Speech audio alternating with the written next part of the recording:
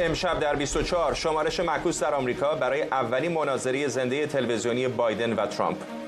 پلیتیکو میگه بیش از 70% رای دهندگان آمریکایی رویارویی رئیس جمهوری فعلی و پیشین رو تماشا میکنن. و موج گسترده مخالفت فعالان مدنی و سیاسی با مشارکت در انتخابات نظام. جمعی از فعالان حقوق زنان میگن این انتخابات نمایش متعفن حکومت شکنجه و اعدامه.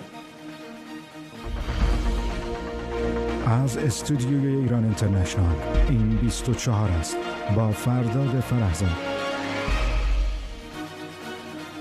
بینندگان ایران اینترنشنال در ایران و سراسر جهان سلام و وقت بخیر. تا ساعتی دیگه اولین مناظره تلویزیونی زنده دونالد ترامپ و جو بایدن به میزبانی شبکه CNN برای انتخابات ریاست جمهوری امسال آمریکا شروع میشه. پلیتیکو میگه بیش از 70% از رای دهندگان آمریکایی قصد دارن مناظره پنجشنبه شب بین جو بایدن و دونالد ترامپ رو تماشا کنند. پلیتیکو بر اساس یک نظرسنجی میگه شمار بیننده‌های این مناظره در بالاترین سطح نسبت به دوره‌های پیشین از جمله مناظره 4 سال پیش بایدن و ترامپ.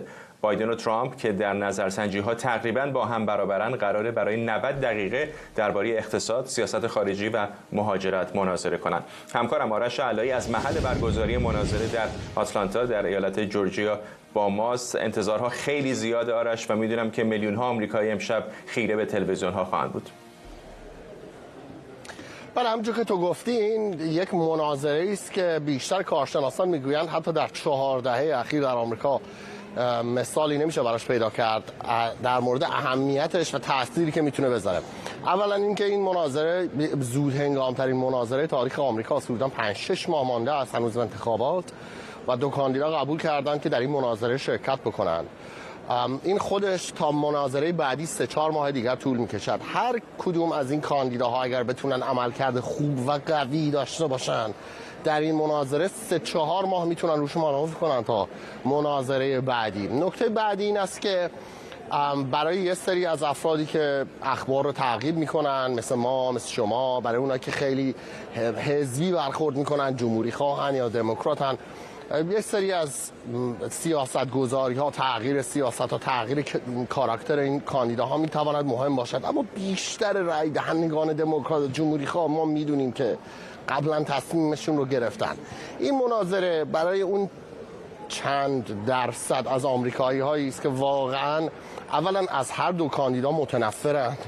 یعنی ما میدونیم نزدیک 60 خورده درصد رای دهندگان آمریکایی نه بایدن رو میخواهن نه ترامپ رو، و بعد هم در طول این مدت به خاطری که از هر 2 کاندیدا خوششون نمی اومده تعقیبی هم نمی‌کردن ببینن چی میگوین. این مناظره اولین فرصتی خواهد بود برای این 2 کاندیدا که به اون بخش از رای دهندگان آمریکایی خودشون نشون بدن که به طور سنتی تعقیب نمی‌کنن این 2 کاندیدا رو.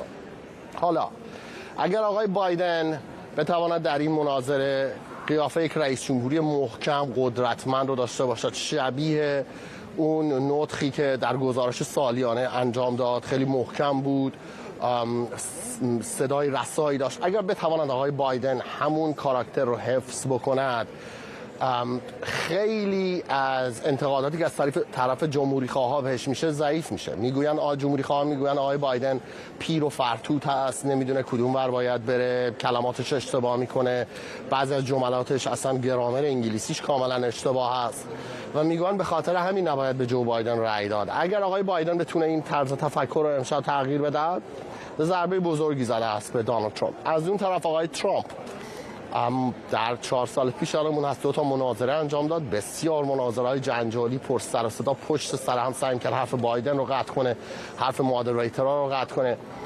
بعد به ضررش شد، در نظرسنجی ها افت کرد، مردم خوششون نمیاد اومدن مناظره رو نگاه کنن بفهمن این 2 کاندیدا چه تفاوتی با هم دارن. که یه نفر هی بره حرف اون یکی رو قطع کنه برای آمریکایی‌ها خوشایند نیست.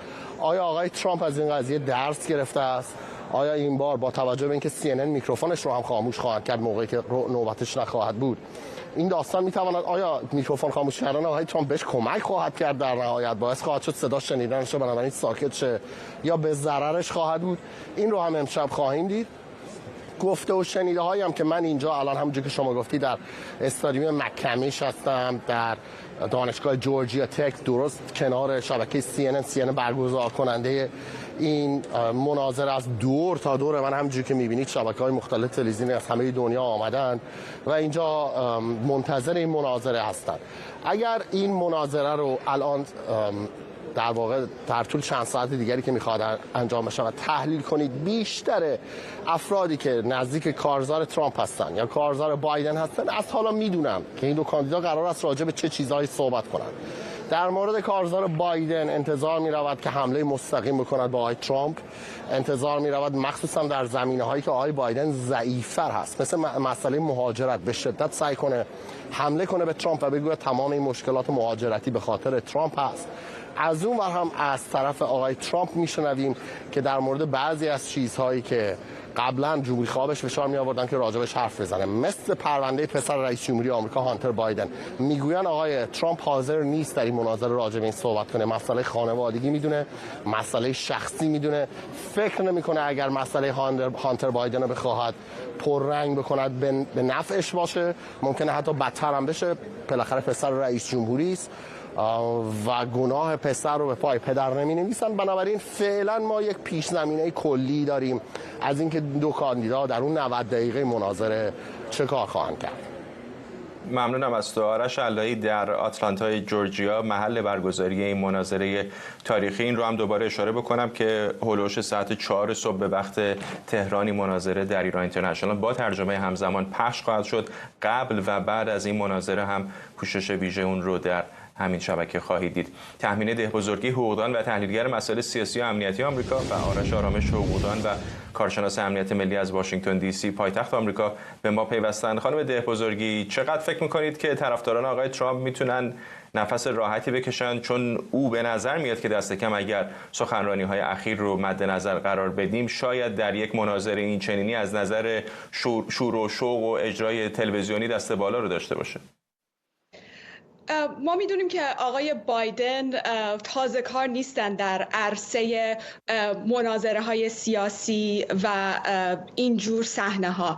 ما دیدیم در سالیان گذشته آقای بایدن به صورت خیلی تاکتیکی و استراتژیک تونستن در مقابل شور و هیجان آقای ترامپ در این مناظره ها بایستن و 100% امشب هم ما شاهد خواهیم بود که آقای بایدن آماده به مصاف حمله های تند و تیز آقای ترامپ خواهد رفت. درسته که آقای بایدن به نسبت آقای ترامپ شور و هیجان نداره، ولی چیزی که امشب خیلی اهمیت داره اینه که ببینیم کاندیداها چطوری میتونن در مورد سیاست‌هاشون در عرصه اقتصاد، سیاست خارجی و همینطور مهاجرت صحبت کنن و احتمال خیلی زیاد آقای بایدن امشب تلاش خواهد کرد تا آقای ترامپ رو در موضع دفاعی قرار بده، بهشون حمله خواهد کرد در مورد پرونده هایی که ایشون دارن در دادگاه‌های قضایی، و از اون طرف هم آقای ترامپ 100% به ایشون انتقاد وارد خواهد کرد در مورد عملکرد ضعیفشون در چند سال اخیر در کاخ سفید. ولی رای دهندگانی که دارن امشب رو دنبال میکنن به احتمال خیلی زیاد به اون مسائل سیاسی بیشتر دقت خواهند کرد. پس ما باید ببینیم که هر دو کاندیدا چطوری این سخنان رو بیان خواهد کرد. آقای آرامش، این رو گفتم و خیلی اوقات هم به خصوص طرفداران آقای ترامپ در این ماه‌های اخیر تصاویری از آقای بایدن رو در شبکه‌های اجتماعی منتشر می‌کنند که نمیتونه به درستی صحبت بکنه یا به نظر میرسه که مبهم هست براش که کجا هست، ولی در عین حال مثلا در سخنرانی وضعیت کشور سالانش دیدیم که خیلی هم خوب عمل کرد، تا اندازه‌ای که حتی آقای ترامپ حرف از این میزد که شاید او روی مواد مخدر هست. چقدر فکر می‌کنید که میتونیم یک اجرای دوباره شبیه آن چیزی که در سخنرانی سالانه رئیس جمهور دیدیم امشب هم در مناظره از او ببینیم؟ بله، من فکر میکنم امشب مناظره است بین پدر بزرگی که زبال عقلی کم کم رو به بیشتر شدن پیدا کرده و یک عمویی که مجرمی است، تبهکار و بی افسار. این وضعیت سیاسی امروز ماست در آمریکا متاسفانه. از طرفی آقای بایدن که کاندیدای حزب مطبوع بندم هست، آدمی است بسیار غیر محبوب. 30% بیشتر از رای دهندگان از آقای بایدن خوششون نمیاد. گزینه اول بنده هم نیست. آدمی شریف، آدمی است که بالاخره سالهای سال در سیاست کار کرده، ولی به نظر من الان دیگر آن مهارت‌ها، آن نیازها و آن چیزهای جسمی و خصوص ذهنی که رئیس جمهور می‌خواد داشته باشه حداقل جلوی دوربین به عرصه حضور نمیرسونه و این با زنگ خطر بزرگی برای دموکرات‌ها. معاونشون هم از ایشون بیشتر نامحبوب. از اون طرف آقای دونالد ترامپ هست که در یک دادگاه با رأی بدون حتی یک نفر از اعضای هیئت منصفه که بیاد بگوید ایشون محکوم نیست، کاملا محکوم شد. الان ایشون convicted felon، یک مجرمی است، تبهکار. و از اون طرف کسی است که در 4 سال دوره ریاست جمهوریش حدود 1,700,000 بعدم 200,000 نفر ولی افراد به خاطر سیاست‌های ایشون در قبال کرونا مردن. هر روز ما توی مملکت بحران داشتیم، رفتار بسیار غیر شایسته‌ای دارد. هر روز توهین‌هایی که به ایکس و ایگرگ میکنه، توهین‌های نژاد پرستی که میکنه به زنان، به در رنگین پوستان، به هر کسی که اصلا باهاش مشکل داره، به سناتورهای مختلف، به یکی میگه مارکو کوچولو، به یکی میگه نمیدونم تد بی غیرت، به یکی میگه فلانی دروغگو، به یکی میگه پوکاهانتس سرخپوست و مسخره خاص و عام بود در عرصه بین‌الملل. من یادم 50 اندی سفارتخونه ما خالی بود زمان آقای ترامپ. چرا؟ چون نمیخواست کسایی رو که کادریان ولی به ایشون تعهد ولایتی ندارن منصوب بکنه. پس شد بین یک پدر بزرگی که زوال عقلی داره مثل آقای بایدن که معلوم نیست کی بچه‌ها میخوان کلید ماشین‌ها رو ازش بگیرن که دیگر رانندگی نکنه، و یک عمویی که تبهکار هست و به قول عامیانه دهنش چاک و بست نداره و هر روز مملکت رو در بحران میبرد. و این از قضیه است. نکته آخری که میخوام عرض کنم خدمتتون مسئله انتظارات هست از مناظره ریاست جمهوری. خانم ده بزرگی دو تا نکته خیلی خوبی رو اشاره کردن، من میخوام روی اون ادامه بدم. به نظر من الان وارد شدن به این مناظره به نفع بایدن. چرا؟ چون انتظارات از این پدر بزرگ باز بال عقل و هوش خیلی کمتر. انتظارات چون خیلی کمتره، اگر شما یا خدای نکرده کار عجیب و غریبی نکنید میگم بردید دیگه، چون بر اساس انتظارات شما رو نمره میدن. آقای ترامپ از اون طرف یک برگه برنده دارن که میکروفون خاموشه موقعی که نوبت ایشون نیست. دفعه پیش یادتون باشه وسط حرف بایدن میپرید و خیلی از رای دهندگان از این خوششون نمیومد. من جمع‌بندی بکنم این حرف رو. الان متاسفانه انتخاب ما شده بین این که در به خصوص مستقلین و افرادی که حزبی نیستن، جمهوری خواه، دموکرات که اکثریت رأیشون مشخصه، میمونه اون 22% مستقلین که انتخابات رو هر دوره تعیین میکنن. الان باید انتخاب کنن 4 سال دیگه با کدومشون میتونن بسازن، 4 سال دیگه کدومشون رو میتونن تو تلویزیون تحمل کنن. سال زمان آقای کندی نیست که بگیم یک رهبر کاریزماتیک آمده، سال آقای ریگان نیست که بگیم یک بزرگمرد کاریزماتیک آمده میخواد پشت کمونیست ها رو بشکنه یا دوره کارتر که دوره نارسایی بود رو پاک کنه. زمان آقای اوباما نیست که باز بگیم اومده دوره خیلی به قول معروف مطلوب زمان بوش رو پاک کنه و یک شخص کاریزماتیک بود. اصلا و ابدا اینطور نیست. معمولا در دوره‌های مختلف انتخابات ما حداقل یک کاندیدی داشتیم که کاریزماتیک بوده، پیغامی داشته، بر عرصه‌ای میتاخته، یا هر دو اینطور بودن. این دفعه فقط باید ببینیم که رای دهندگان بر اساس این مناظره میتونن کدوم یکی از این دو نفر رو، این عموی تبهکار و محکوم در دادگاه به اسم آقای ترامپ یا این پدر بزرگی که زوال عقلی داره و بعضی موقع فرق دست چپ و راستش هم نمیدونه. و من خیلی رو با متاسفانه غم میگم، یعنی این کشوری که من دوست دارم، درش خدمت کردم، میکنم و متاسفانه اینطور هست و کسی که میخواد بشه فرمانده کل قوا، خدا رو شکر خوبیش جای شکرش باقی سال خدا رو خوشبختانه مملکت اونقدر بنیادها و نهادهای مدنی، سیاسی، قضایی، اجرایی و قانونی قوی داره که حتی با یک رهبر بد مثل ترامپ یا یک رهبر که نامعقول مثل آقای بایدن باز امورات مملکت میگذره. ولی الان ما 4 سال ترامپ رو داشتیم و 4 سال بایدن هم داشتیم. اگر 4 سال دیگر همین تزلزل‌ها، این شاید ادامه پیدا بکنه، اینا بلکه به جایگاه ایالات متحده در جهان، به خصوص با ظهور خطرهای جدیدی مثل چین، مثل روسیه، مثل کره شمالی و جمهوری اسلامی و متحدینش در منطقه است. خانم دهبزرگی، آقای آرامش به رای دهنده های مردد اشاره کرد. میدونیم که کشور به شدت دو قطبی هست. خیلی ها نظرشون حداقل در مورد ترامپ مشخصه که به او رای میدن یا نمیدن. چقدر فکر میکنید یک مناظره مثل مناظره امشب میتونه تاثیر معناداری روی نظر رای دهنده ها بذاره؟ معمولا این مناظره ها حدود 1 تا 3 امتیاز به در اصل اون کاندیدایی که بهتر عمل کنه اضافه میکنه در نظرسنجی ها. این یه دیتاییه که مثلا از دهه 70 ما دیدیم اتفاق افتاده و معمولا اون رای دهنده های خاکستری یا اونایی که مثلا تا الان هنوز تصمیم نگرفتن دیگه الان فصلشه که مشخص کنن به کدوم کاندیدا تمایل بیشتری دارن. و یه تاثیر دیگه هم که این مناظره داره روی فاندریزینگ یا پول جمع کردن برای کمپین. خب به هر حال این خودش تبلیغ محسوب میشه برای کمپین ها. ما میبینیم که آقای ترامپ بسیار بهتر عمل کرده نسبت به آقای بایدن در پول جمع کردن برای کمپین انتخاباتیش. همین پرونده های قضایی که در دادگاه های مختلف برای ایشون درست کردن داره خیلی به کمپین تبلیغاتی ایشون کمک میکنه، چون به هر حال خیلی هاشو فعلا با سربلندی پشت سر گذاشتن و بیشتر و بیشتر داره بهشون این شخصیت رو میده که خب من یک آمریکایی وطن پرست هستم و دشمنانم دارن بر علیه من پرونده سازی میکنن و ما دیدیم که حتی دادگاه عالی هم به نفع ایشون رأی داد. خب همه اینا رو با هم بذاریم کنار هم، به نظر میاد که عامه مردم از آقای بایدن خسته شدن. من با حرف آقای آرامش کاملا موافقم که آقای بایدن متاسفانه اصلا در این 4 سال اخیر خوب عمل نکردن، اقتصاد مملکت رو نابود کردن با سیاست‌های چپگرانه و حتی سوسیالیستی اومدن خیلی از اینداستری ها، خیلی از تولیدات رو در اصل وارد رکود کردن. سیاست خارجیشون بسیار بد بوده. طبق قانون اساسی آمریکا رئیس جمهور وظیفه اصلیش سیاست خارجیه و ما دیدیم که کاخ سفید آقای بایدن خیلی ضعیف عمل کرد، چه در مقابل چین، چه در مقابل ایران، چه در مقابل حماس و همچنین در سیاست‌های خارجی نسبت به اوکراین و روسیه هم اونقدرها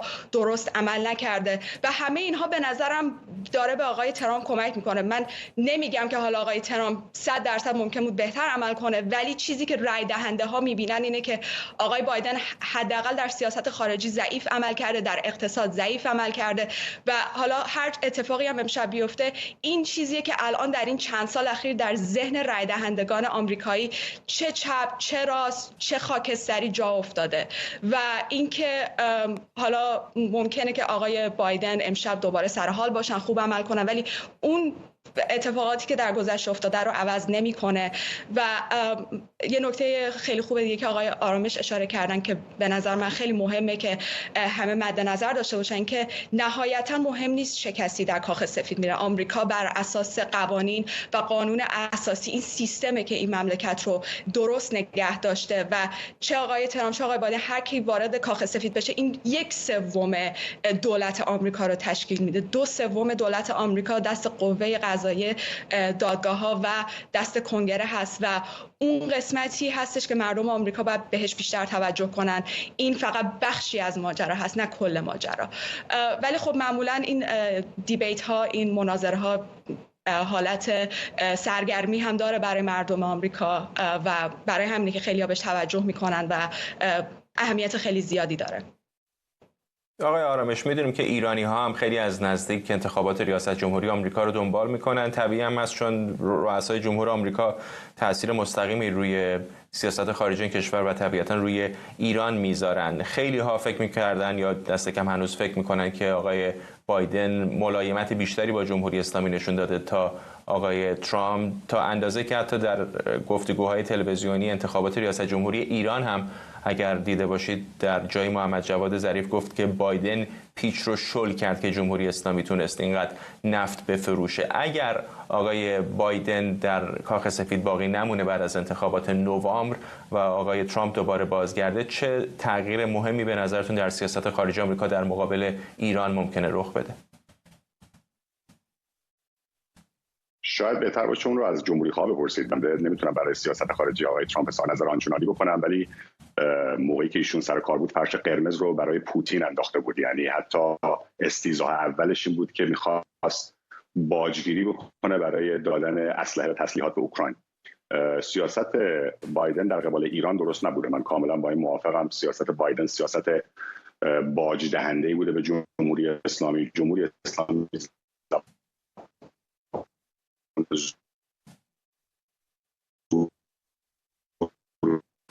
میفهمه باید بکنن. آقای بایدن این کار رو نکرده و ضعف نشون داده، ولی از اون طرف جلوی پوتین خوبی وایساده، اوکراین رو تا دندان مسلح کرده، بدون کشته شدن یک سرباز ایالات متحده یا یک تفنگدار در ایالات متحده چند ده هزار نیروهای مسلح ارتش روسیه نابود شدن، چند ده هزار ادوات اینها نابود شده. من نکته رو میخوام عرض کنم چون فکت مهمه. تا حالا البته آقای بایدن به مراتب بیشتر پول جمع کرده تا آقای ترامپ. تو این یک ماه اخیره که ترامپ یه مقدار بیشتر جمع کرده، ولی به نسبت کلا نگاه میکنید به مراتب کمپین آقای بایدن در بانک پول بیشتر دارد. اینا رو هم خیلی راحت میتونید برید در fec.gov یا opensecrets.org نگاه کنید. هیچ رأیم دادوانان مشان میشن، ولی رأی رو به نفع آقای ترامپ نداره. آقای ترامپ کسی است که اول رئیس جمهور تاریخ ایالات متحده با همین و آمد کاری رو کرد که خامنه‌ای پسند و پوتین پسند بود. سیاست یک حکومت دموکراتیک رو زیر سوال آورد، اغتشاش ایجاد کرد و پلیسا کشته شدن در مجلس ایالات متحده. کاری رو که کرد که پوتین پسند و خامنه‌ای پسنده و هر روز سیستم دموکراتیک و سیستم قضایی کشور که خیلی هم عادلانه است. بالاخره یا ما در این سیستم قضایی داریم به صورت وکیل کار میکنیم، روز کار خواهیم کرد. سیستم بسیار عادلانه که همه کسی خودش شده. آقای آرامش متاسفانه خط ارتباطیمون با شما خیلی بد هست، دائم صداتون قطع میشه. درخواست نیویورک به جزایی علیتون داشتیم. من عذرخواهی میکنم هم از شما هم از بیننده ها. کیفیت ارتباطیمون با به نظر میرسه که اصلا ارتباطمون به طور کامل قطع شد با آقای آرامش. امیدوارم که خانم دهبزرگی رو همچنان داشته باشیم. همین رو از شما هم بپرسم خانم دهبزرگی، چه تغییر مهمی به نظرتون در سیاست خارجی آمریکا در مقابل ایران به طور خاص ممکنه صورت بگیره اگر آقای ترامپ پیروز بشه؟ ترامپ در سالهایی که در کاخ سفید بودن یک سیاست بسیار تند و تیز در قبال جمهوری اسلامی داشتن. از روز اول، اصلا قبل از اینکه وارد کاخ سفید بشن، در کمپین انتخاباتی گفتن که من برجام رو پاره خواهم کرد و این کار رو کردن. و جریان سلیمانی هم وقتی که اتفاق افتاد، آقای ترامپ با افتخار از تصمیمشون دفاع کردن و همین باعث شد که جمهوری اسلامی در یک موضع ضعف قرار بگیره که نهایتاً خب تصمیم خیلی درستی بود از جانب کاخ سفید و آقای ترامپ و این خیلی به ایشون کمک کرد در سالهای گذشته و در این کمپین انتخاباتی اخیر هم خیلی مشخصه که آقای ترامپ چه موضعی داره در مقابل جمهوری اسلامی و طرفداران جمهوری اسلامی از جمله حزب الله و حماس. و ما دیدیم در سخنرانی‌های مختلف ایشون که ایشون بارها گفتن که من از اسرائیل حمایت میکنم و اینکه اگر رئیس جمهور بشم ویزای اون دانشجویانی که از فلسطین و حماس دفاع کردن رو باطل میکنم. اینها حرفایی بودش که مثلا آقای بایدن هیچ وقت نزد. آقای بایدن سعی کرد دو طرف قضیه رو در اصل دفاع کنه که نهایتاً به ضررشون تموم شد و آقای ترامپ از این موقعیت یک استفاده بسیار استراتژیک کردن و اومدن سفت و سخت موضعشون رو در قبال اسلام، رادیکال اسلام و جمهوری اسلامی و طرفداران جمهوری اسلامی در منطقه نشون دادن که یک موضع بسیار سخت و تند هستش که اکثر مردم آمریکا در اصل با این سیاست خارجی آقای ترامپ موافقن. ولی یک نکته دیگه هست در مورد سیاست آقای ترامپ من میخوام بگم. یک ایرادی که به سیاست خارجی ایشون وارده امریکا فرست یا آیسولیشنیزمه. آقای ترامپ در 4 سالی هم که در کاخ سفید بودن جنگ‌های تجاری با کشورهای دیگه راه انداختن که به دهن خیلی ها خوش نیامد، مخصوصا اون رای دهنده های خاکستری که بیشتر سمت لیبرتریان دارن، کسانی که طرفدار تجارت آزاد هستن. اونها با این سیاست های آیسولیشنیست و طرفدار جنگ تجاری موافق نیستن و این چیزی هستش که آقای ترامپ خیلی در سالهای اخیر بهش اعتقاد داشته و ممکنه این به ضرر ایشون تموم بشه، ولی نهایتاً به نظر میاد که بازی سیاست خارجه داره به نفع آقای ترامپ تموم میشه، هم از نظر سیاست‌های خارجی کمپین خودشون و هم به خاطر ضعف فعلی کاخ سفید در سیاست خارجی. اگر بخواید مهمترین نقاط ضعف و قدرت هر دو نامزد رو خیلی بی‌طرفانه بگیم، به نظرتون چه هستن؟ به نظر من بزرگترین نقطه قوت آقای ترامپ همین عشقشون به آمریکاست، این که ایشون به عنوان یک کاندیدایی که کشورش رو دوست داره، وطن پرست، مردم آمریکا رو دوست داره، این خیلی نکته بزرگیه. ما می‌بینیم همیشه طرفداران آقای ترامپ با پرچم آمریکا میان حضور پیدا می‌کنن، ایشون رو به عنوان یک سمبل وطن پرستی می‌بینن و خب در وضعیتی که ما در آمریکا به هر حال داریم می‌بینیم که فرهنگ آمریکایی داره به صورت خیلی ضد آمریکایی پیش میره، خب عده‌ای از این گفتمان بسیار استقبال میکنن که خب ما یه کاندیدای میخوام که هویت ملی ما رو به ما برگردونه و این چیزی بودش که ایشون در سال 2016 هم بسیار ازش سود بردن. و نکته مثبت دیگه‌شون خب سیاست خارجی و مهاجرت هستش که آقای ترامپ همیشه در قبال سیاست مرز باز مخالف بودن، سعی کردن که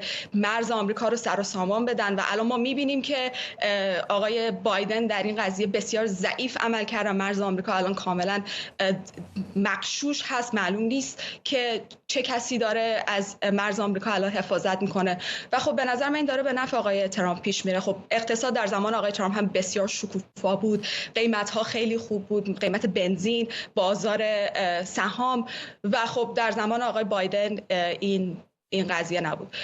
حالا نکته مثبت آقای بایدن هم خب به هر حال سیاست‌های مثل سقط جنین هم به نظر میاد چیزی که داره به نفع آقای بایدن پیش میره و این چیزی هستش که جمهوری خواهان دارن بهای سنگینی براش میدن.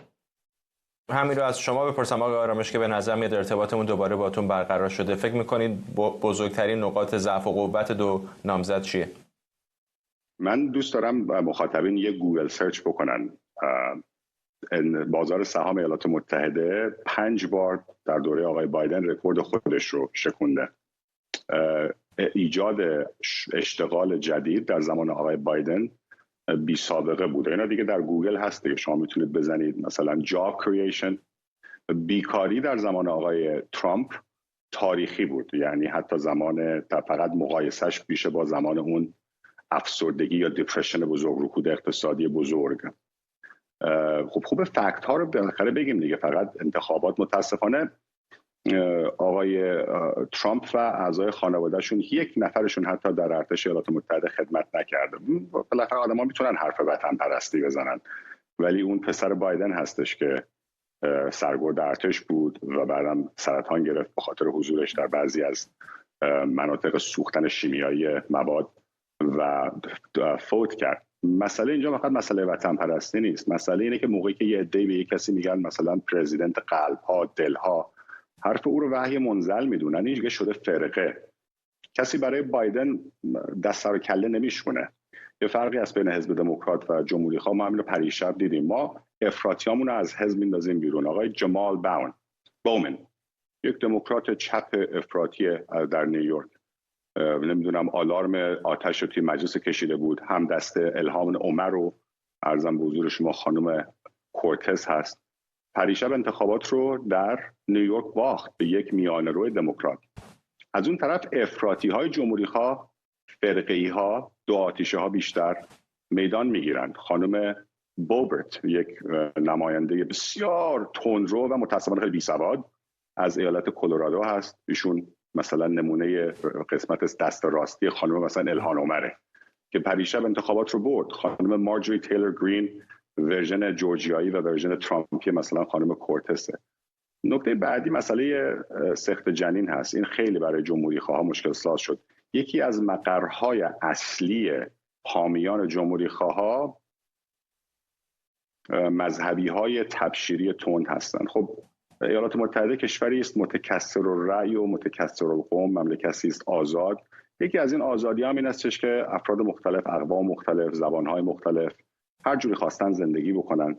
اینکه الان در بسیاری از ایالات جمهوری خواه مسئله سقط جنین قدغن هست، این رو خانم ها بر نخواهند تافت و دیدیم که در انتخابات پشت سر هم علیه جمهوری خواه رای دارن. متاسفانه بازم عرض کنم کمی از این چیز حزبی بیایم بیرون، نگاه بکنیم به این پدر بزرگی که زوال عقل داره و آقای بایدن و متاسفانه کاندیدای خوبی نیست، و آقای ترامپی که یک تبهکار مجرمه و حتی انتخاباتی رو که پشت سر هم میبازه قبول نمیکنه و من نمیدونم چه وطن پرستی که در کشور قیام ایجاد میکنه و حاضر حتی پلیس این مملکت کشته بشه و حمله بشه به مجلس این مملکت. این دوتا گزینه‌اند، یکی بد و یکی بدتر. ممنونم از هر دوی شما. تحمینی دهبزرگی، حقوقدان و تحلیلگر مسائل سیاسی و همینطور آرامش حقوقدان و کارشناس امنیت ملی از واشنگتن دی سی. با ما بار دیگه تکرار میکنم که ساعت 4 صبح به وقت تهران پیش از مناظره ریاست جمهوری بین دو نامزد ریاست جمهوری آمریکا برنامه ویژه ایران اینترنشنال رو دنبال بکنید. ساعت 4:30 صبح به وقت تهران هم خود این مناظره شروع خواهد شد که به صورت زنده و با ترجمه همزمان در ایران اینترنشنال پخشش میکنیم. اما بریم به ایران. انتخابات ریاست جمهوری آمریکا طبیعتاً همیشه در سراسر جهان به دقت زیر نظر گرفته میشه، چرا که مشخصاً سیاست خارجی ایالات متحده و اقدامات کاخ سفید بر بخش‌های مختلف جهان تأثیر میذاره. روسیه، چین، هند، ایران، اسرائیل و اوکراین این رقابت‌ها رو شدیداً دنبال میکنن. از طرف دیگه خود این کشورها هم مطمئناً در اولین مناظره جو بایدن و دونالد ترامپ در روز پنجشنبه نقش خواهند داشت. آرام حسامی، استاد علوم سیاسی کالج مونتگومری از مریلند به ما پیوسته. آقای حسامی، چقدر فکر میکنید که موضوع سیاست خارجی به خصوص خاورمیانه و به طور خاص در ایران اصلا مطرح خواهد شد در این مناظره؟ فردا جان، اول باید بگم یه اقیانوس بین ما فاصله است، حتما میدونی. بعد اینکه ببینید خب آیا برای رای دهندگان در آمریکا این مهم هست؟ مسئله خاورمیانه، بله، مسئله اسرائیل مسئله اساسی است، اما اینکه آیا ایران یا معامله با ایران یا برنامه اتمی ایران در رادار این به اصطلاح مناظرات و در رادار حتی رای دهندگان باشه، بحث جدایی است. من فکر نمی کنم این مسئله زیاد مهم باشه، اما یه بحث مطرحه و اون بحث این است که آقای بایدن هم میخواد سیاست داخلی و هم سیاست خارجی رو ربط بده به برنامه دموکراسی در دنیا و در آمریکا. اگر از اون منظر نگاه کنید، بعد مسئله دموکراسی خواهی یا لیبرالیزیشن مطرح میشه که هم مسئله سیاست خارجی در مورد اوکراین، در مورد اسرائیل و فلسطینیا، در مورد تایوان و بعد در مورد خود روسیه با برخورد با روسیه و بعد اتحادیه اروپا و ناتو مطرح میشه. اینجا اون تصویر بزرگ راجع به در واقع بینش دموکراتیزه کردن یا دموکراسی و یک کولیشن، یک ائتلافی درست کردن از کشورهای اروپایی و حتی آمریکای جنوبی و شمالی که بتونه در مقابل پوتین یا در مقابل جمهوری اسلامی بتونه کار آمدی داشته باشه، یه بحث دیگه میشه. موضوع اوکراین هم طبیعتا خیلی مهم هست. بارها آقای ترامپ در این مدت گفته که اگر او سر قدرت بود این جنگ صورت نمی‌گرفت و اگر به قدرت برسه هم اوکراین رو و هم جنگ اسرائیل رو، حماس رو میتونه به پایان برسونه. چقدر واقعا این ادعاش روی زمین به نظرتون میتونه عملی بشه؟ ببینید، شاید بزرگترین دستاورد ترامپ در زمان اون 4 سالی که در مسیر قدرت بود ابرامز اکورد.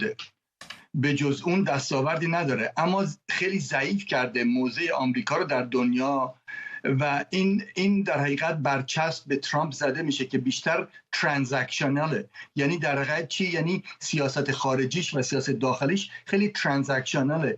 ترانزکشنال یعنی که در واقع داد و ستدیه، شاید لغت درستش باشه سوداگری بیشتر جزش هست تا برنامه ریزی و استراتژیک.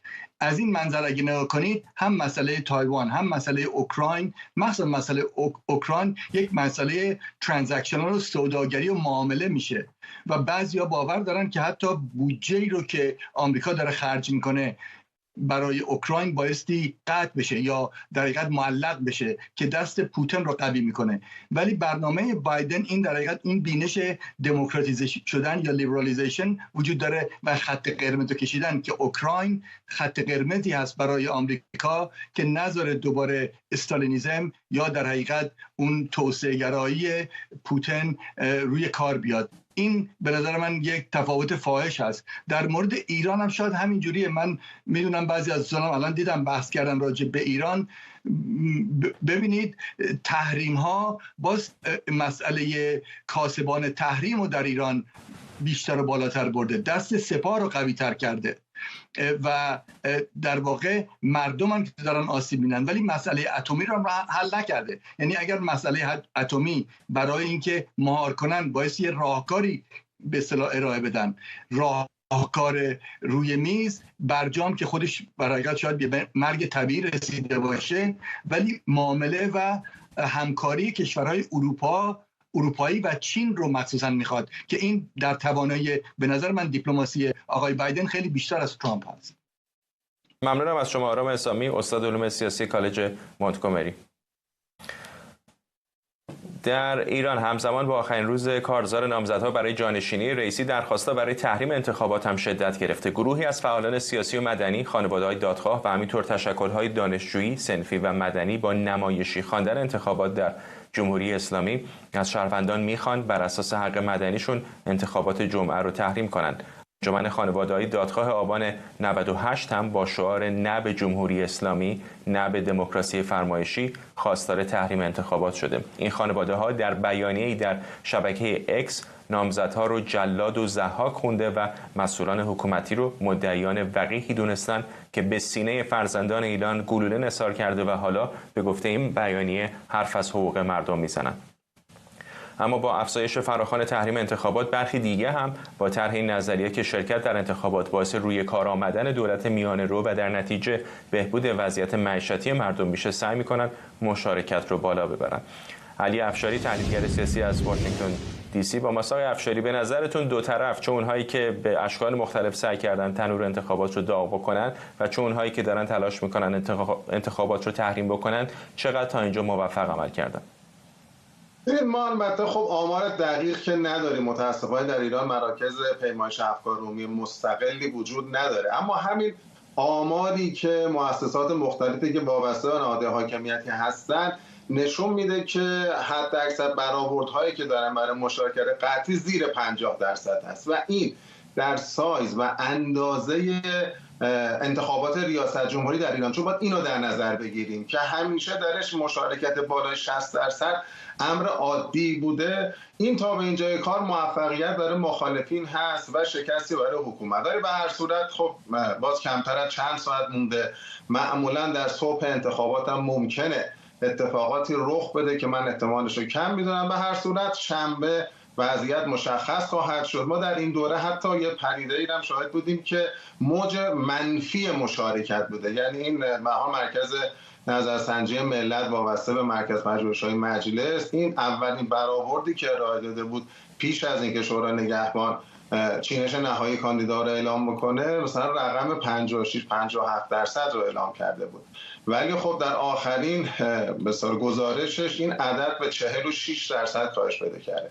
به هر صورت باید ببینیم آمار رسمی دور قبل هم نزدیک به 49% در یک انتخاباتی که اساساً رقابتی نبود.